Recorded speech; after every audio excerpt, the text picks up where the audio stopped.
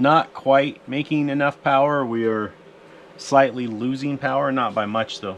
This week, we test the Z3400's ability to dry camp for an entire week. Will our solar and generator even be able to power our internet? Or will Mike have to get out and hand pump 75 gallons of water before the end of the week? We're hopefully staying at a historic site in town with only 10 spots available. And it gives me anxiety when the plan is to show up and hope that there's a site. Hope for the best. That's right. This week, we are staying at North Tongue Campground in the Bighorn National Forest, where we risked driving over some sketchy gravel roads and over a plethora of cattle guards to find some elusive wildlife. We are Amy and Mike. We sold our sticks and bricks home to full-time RV. We have been traveling all over the country for over 3 years. You're going to want to stay tuned to see why we got stuck in a Walmart parking lot and lost half our fuel right before we drove through a prairie fire. Today is our adventure.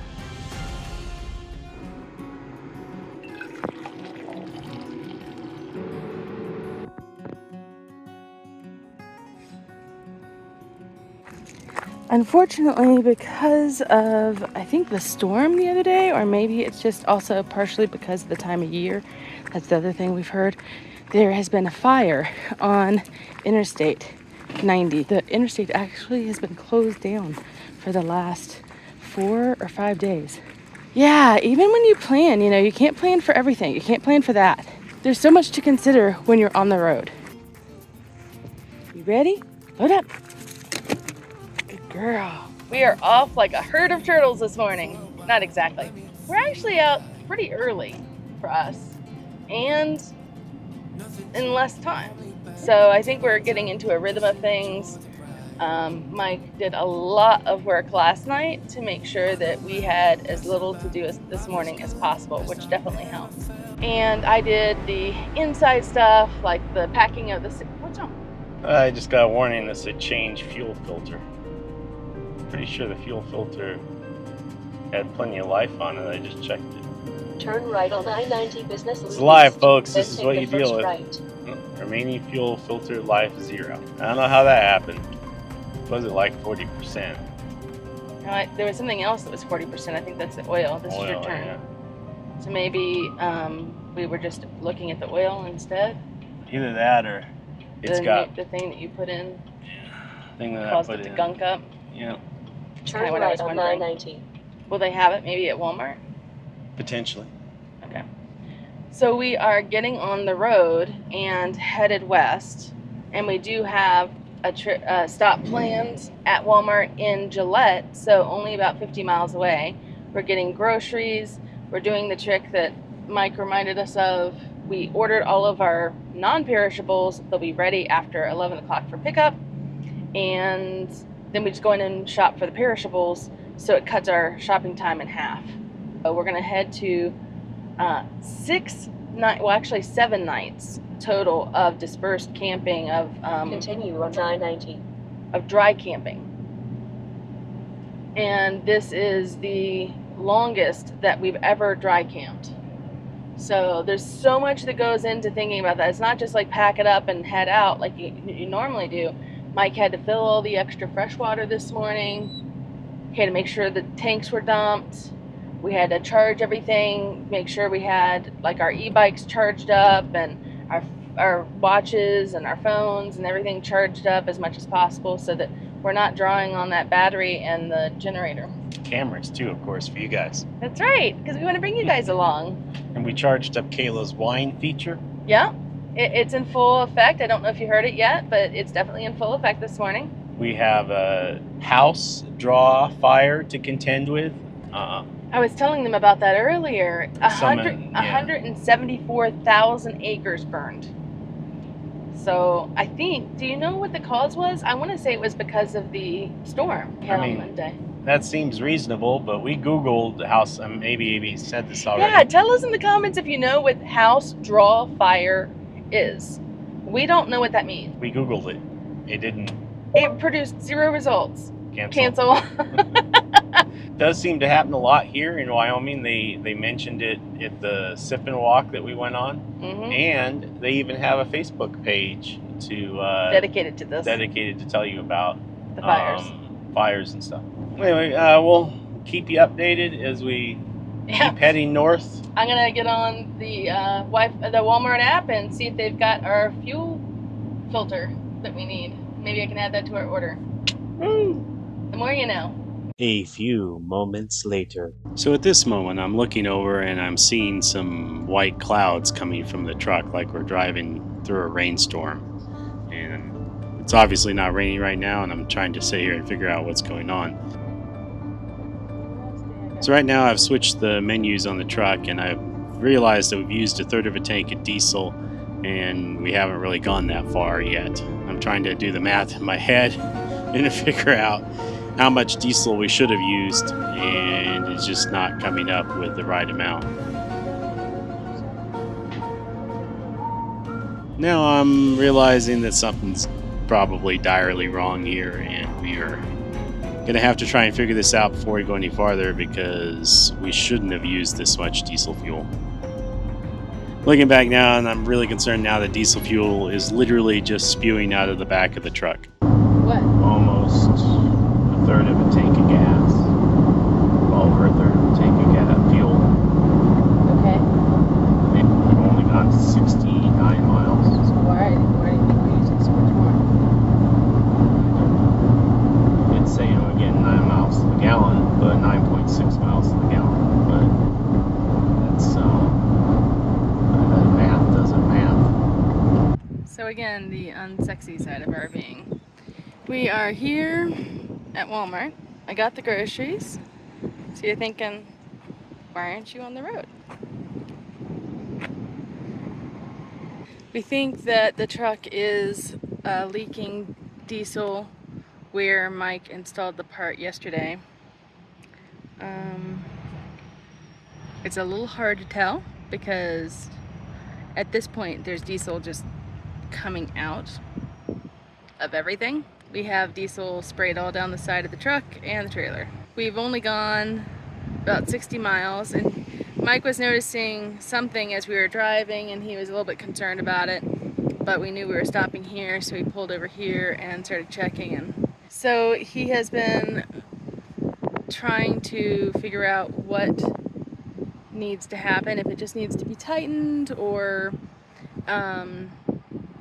if he needs any other parts or anything. I mean, but here's the thing, like, it'd be really easy to be frustrated because we want to be on the road, we just want to get where we're going, but we're full-time RVers, and this is the difference, I think.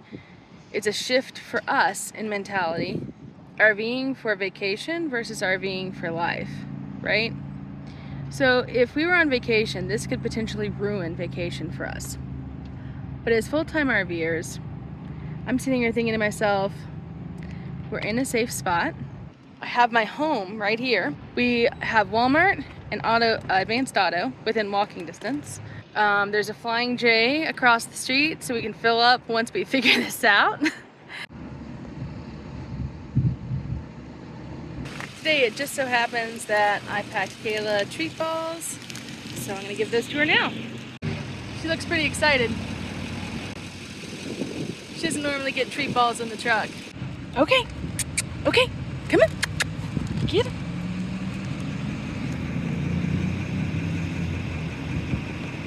So update. I guess the truck felt bad about spewing diesel everywhere. Here's the wrench I lost earlier. Came out. Yay!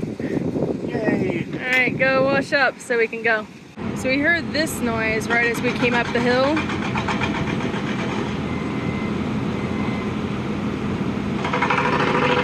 I thought for a minute it was the truck, and it terrified me. You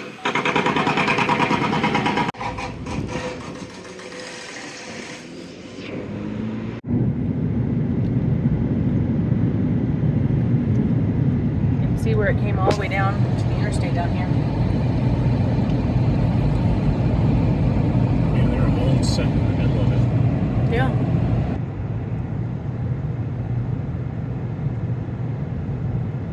Wow.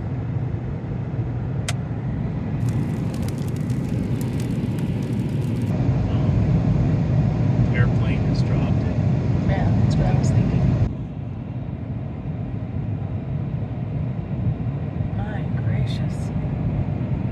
saw Brinkley pass us going eastbound on 90. We honked and waved at him, but I definitely think we definitely need like the Jeep wave. I mean, I've seen some people on the forums talking about like how we need the Jeep wave, but I don't know. I don't know what it would be. Well, the Jeep wave is, Well, yeah, maybe it's just one finger then. Like, woo, woo. If gotta pick the right finger though. You definitely gotta pick the right finger. That's so. I don't know. Or four fingers because that's B in ASL. You know, B for Brinkley. There you go. Yeah, that works. Anyway, hello Brinkley people. So we had a quick discussion, and our neighbors last night were making the comment that the husband does all the planning. He's been planning the trip for over a year and had all the reservations. And she said she just gets in the truck and asks where they're headed. And I laughed, and I'm like, well, I think there's one of each in every marriage. It's definitely.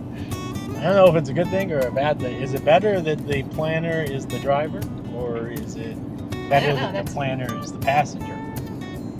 I don't know. It reminds me of the meme though. I'm the decider. Let the decider decide. It's been a very eventful day. But we're about 10 miles away from where we're hoping to stay for the night. It is a historic site. I'm a little bit nervous because it's a city park and there are no reservations and there are only 10 sites. Oh, here's the Tongue River. Tongue River is where we're going to be staying next, yeah. But for tonight, we're hopefully staying at a historic site in town with only 10 spots available. So I'm a little nervous. We have a backup plan and a backup to our backup plan, but oh, it was a rough day. It was a rough day for the RV. It was a rough day for us. I mean, nothing that's not fixable. That's the good news. But you don't want smell-o-vision right now. No, it smells like diesel. Yep. It smells like a truck stop. Yeah. That's the fastest I think we've ever blown through half a tank of diesel. 17 gallons to be precise, and we only went 67 miles. It was rough. It was rough, y'all. We talk about bad gas mileage. Yeah. Yeah, that's not ideal. Very thankful he was able to fix it. And we also had a very nice woman RVer who stopped over in a motorhome. I didn't get her name, I'm sorry. But if you ever see this video, thank you so much for your help. It was helpful just to have someone else to talk through the issues with. It was so nice for her to come over and check on us just to see if we were okay. And she also gave us some good tips as well on sealing the ring and stuff like that while you were trying to get it tightened and everything. So thank you so much. It's very helpful, thank you. Love the RV community. This thing is terrible. I got it at Walmart. It was like 20 bucks or less. So you got it cheap. Got it cheap. And it's been worth every penny. Yep, and it broke. It's probably like the third time I've used it. I mean, I know I probably pressed a little too hard.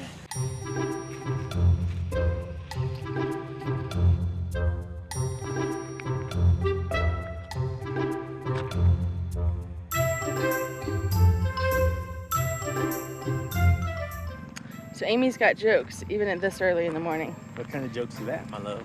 I said, I figured out what the $20 is for. It's because they can't get us with the reservation fee for reserving online or the transaction fee for using a credit card. So I guess this is the picking your own site fee. We're headed to go get coffee. What site number is it that we picked? Good luck. Don't know. The one. Yeah, it's number 1. We're gonna go across the Jinky Bridge and go get caffeine. We're in search of caffeine. Wish us luck. Yeah, what we do for coffee. Ooh, watch out for this board. That board looks very warped. Yeah. It's got frayed cables and warped boards and bolts that are not quite in all the way. Oh, look at this. That's what I'm saying. The bolts are not firmly in all the way. It needs a little repair, guys. Oh, look at the baked goods. And they've also got fruit down here and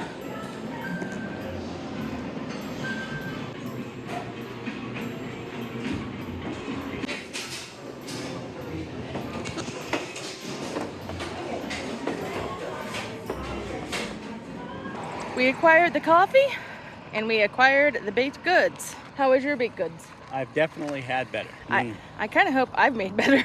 Yeah, I'm not talking about, and I'm not including Amy's baked goods in that. I've had better at coffee shops. Yeah, I mean, it was okay, but the prices were a little steep. I'm guessing it's because we're getting so close to Yellowstone. Well, for example, I got a ham and cheese croissant, and it had one little tiny roll slice of ham and one little tiny roll slice of cheese in the very center of the croissant. And the rest of it was just dry croissant. That was a little disappointing to me. So Mike, what was the name of the coffee shop that we just went to? No, this one I don't remember at all. Like, no idea. Like, it was a very weird name. I know that. It's because it means nameless. That's what the name means. So, should we tell them or should we have them guess? Have them guess in the comments. Yeah, guess in the comments if you think you know what the name of this coffee shop was. In this hour-long journey, though, we have approximately, do we know how many feet we're going up? 4,000, I think. Is it really 4,000? Yeah, I think we're right at between 4,000 and 5,000 right now, and then we have to go up another 4,000. So we're going up a mountain, but we're hoping for cooler weather. We're really hoping for cooler weather. It's 12 o'clock here and it's already over 90 degrees. So we're hoping that it's going to be cooler when we get where we're going. As you know, coffee is a very important part of our breakfast every morning. So when we are dry docking, how do we come up with breakfast? Or how do we make the coffee? Definitely we need the coffee, as you can tell. How do we make the coffee? We have a French press specifically for this purpose. Because coffee first, That's right. then everything else. Alright guys, first update on our boondocking here at North Tongue Campground in Bighorn National Forest. As you can see, I don't know if you can see this, but we're not quite making enough power. We are slightly losing power, not by much though. And we learned some interesting things. One, I went out and cleaned the solar panels to make sure we got maximum efficiency. The other thing is we learned that these pennant lights use way less electricity than the canned lighting. The canned lighting, even though they're LED lighting, use almost 3 amps of power, whereas these little lights use less than 1. That's something to keep in mind when you guys boondock. Right now, Amy's cooking some delicious breakfast with bacon. Gotta have bacon. Bacon. She's making French toast, and we got our delicious coffee, as you saw. French pressed. French everything. Yeah.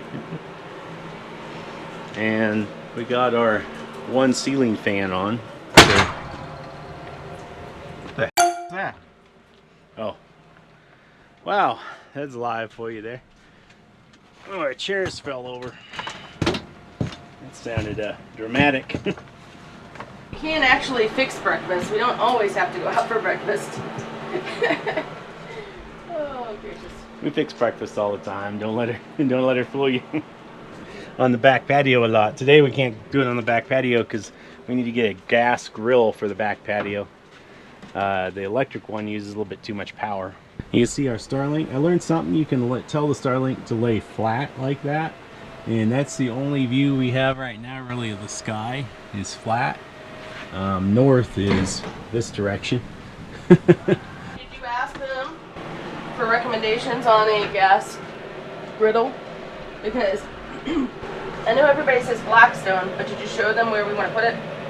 Oh yeah, Show them where we want to put it and ask them for recommendations. So we want recommendations for what kind of a gas griddle to get. We want to put it right here on the countertop, but we would like it not to obstruct the TV if possible. We don't watch a lot of TV out here. There's only about 3 or 4 inches clearance it's got, and we would like to not have to move it, like museum putty it down kind of thing. Thinking about getting rid of our grill because it's fixable, but it's beginning to get to the end of its usefulness, its life. We've had it for 3.5 years, and we've loved it until literally the wheels are falling off. And it's kind of a pain to have to move it. We have to store it in the truck, and then we have to move it back to the patio every single time we want to use it, or every single time we move. So we'd like something that we could keep in place on that back patio and still use propane so we can cook epic breakfasts out on the patio. So let us know in the comments if you guys have any recommendations. It can only be like, we were hoping to only have it like 4 inches tall. We know the black stones are about 12 inches tall, so that's probably not going to work for us. But if you guys have any suggestions, let us know. And again, it needs to be propane. Thanks, guys. Well, keep going on this boondocking experience, or dry camping, I guess you will.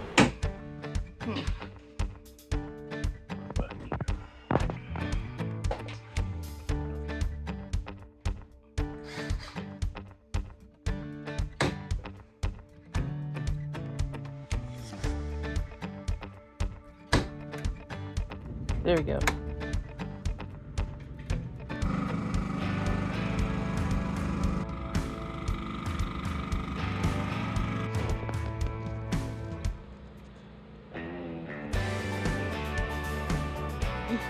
I know, we need to get you more carpets. Come on. Good girl. So this is how Kayla gets across the cattle guard. Not like this. Wait. With an assist from Papa.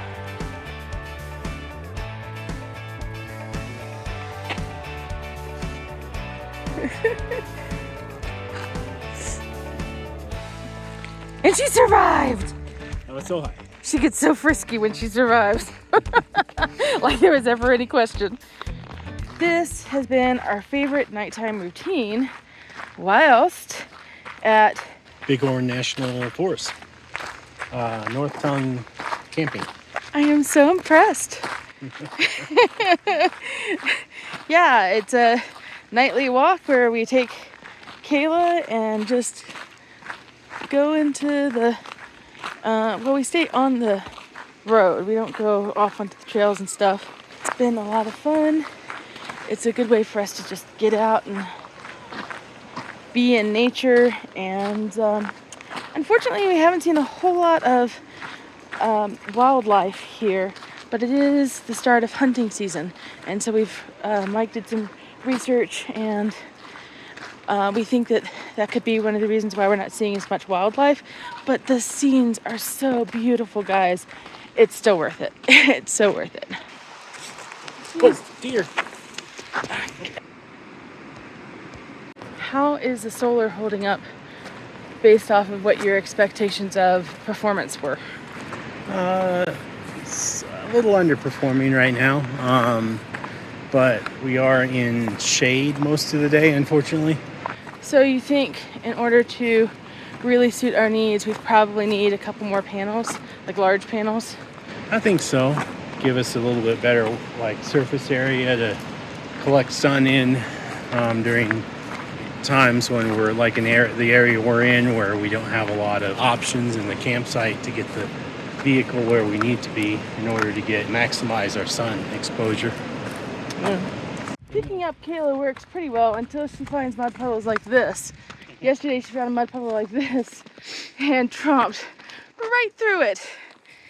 And Mike had a pretty muddy mess to pick up and carry across the cattle guard. Probably because she knows she can't get a bath right now. Yeah, that's probably true. They have the water spigot though, the pump one. It would just be cold. Very Definitely cold. be a cold bath. Very cold bath. That was almost a danger boop. We were just walking and doing our nightly walk. And we came around the corner and we're like, is that a sign? Or is that a moose? And it was a moose. It was definitely a moose. Amy spotted it. And then it was like, how are we gonna get back to our campground? Because we gotta get right next to her. Have a moose between us and our campground. Yeah, she's right back there. But how exciting is that? A free epic adventure. Very epic. He's quite unhappy with us. He keeps dropping things onto the patio and then he can't get them. And so he gets really frustrated and makes all kinds of noise at us.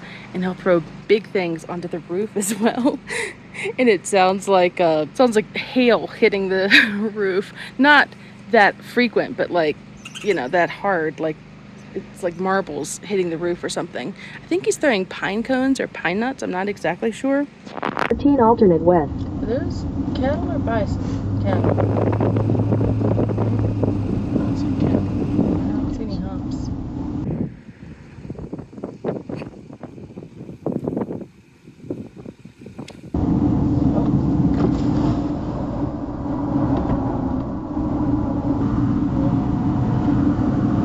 Whoa, what's that? Is that a rock or a moose? A rock. I don't think so, babe. Oh no, it is a moose. You're right. I think it's a moose and a baby. What's that up there on the hill? Is that It's a something? cow there. It's definitely something, but I think it's a cow. So we just passed another cow. Looks pretty big. I think that's a It's a- moose. it's a I think moose. it's a male moose with horns. Can you pull off right here?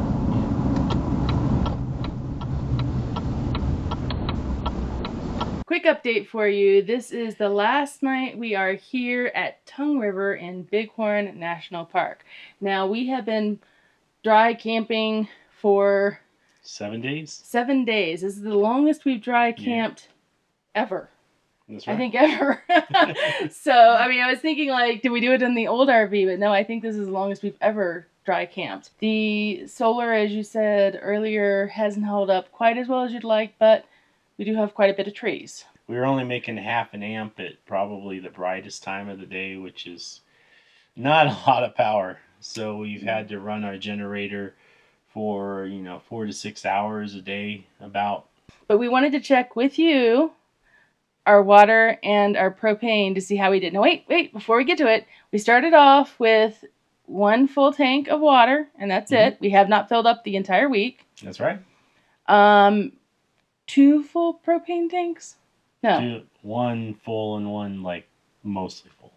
Okay, so 1 in the 40-pound tank. So 1 full and 1 about 2/3 full. Yeah. And yeah, so let's check it out and see what we got now. We have 1/3 of a tank of water and 2/3 of a black tank. But that's probably questionable. Our sensors messed up there. And then 1/3 of a tank on our gray 1 and 2, which is our bathroom and shower, and then 2/3 of a tank on the kitchen area. One's empty. And the other one's at 2/3. So not quite as accurate, but on the actual app, it reads correctly. Yeah. This is a new install for us. So we've used about probably 45 to 50 pounds of propane. Hey guys, as we wrap up this 2 times travel day video, we are going to head into Cody, Wyoming, and we are going to pick up some propane. We're going to empty those tanks at the dump station, and then we're headed off to a place called 3 Mile Campground. And then after that, we are headed to the nation's first national park. You're at the right one, right? And we're going right into bear country with our patio. See if we put our patio down. You're not going to want to miss this. So make sure you hit the like, you hit the subscribe button, you do all the things. Those really help our channel out. And best of all, they're free.